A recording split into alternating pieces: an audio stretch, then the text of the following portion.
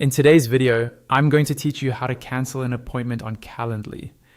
If you've ever booked or created a meeting in Calendly and your plans change, it's important to remove that appointment properly so it doesn't cause confusion or double bookings. I'll walk you through the exact clicks you need to make, and I'll also explain what you're seeing on screen so you feel confident doing this on your own next time. First, open your web browser and go to your Calendly account. Make sure you're signed in. From your main dashboard, you want to navigate to your scheduling area.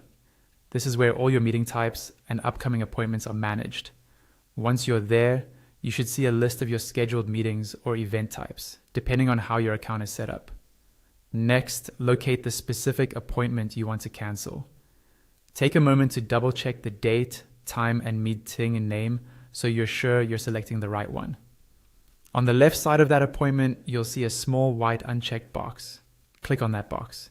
This tells Calendly that you've selected this particular appointment and you're about to take an action on it. Once the appointment is selected, a few options will appear, usually above or near the list. Look for the option labeled Delete. Go ahead and click on Delete. At this stage, Calendly is preparing to remove that appointment, but it will first ask you to confirm, just in case you clicked it by mistake. A confirmation prompt or pop-up will appear, asking you to confirm that you really want to delete this appointment. This is an important safeguard, because once you delete it, the appointment will no longer appear in your scheduling list. If you're absolutely sure you want to cancel it, click on Delete again in this confirmation window.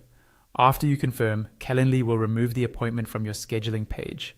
It should disappear from the list, which is a good visual check that the cancellation has gone through, and that's it. You've successfully canceled an appointment on Calendly.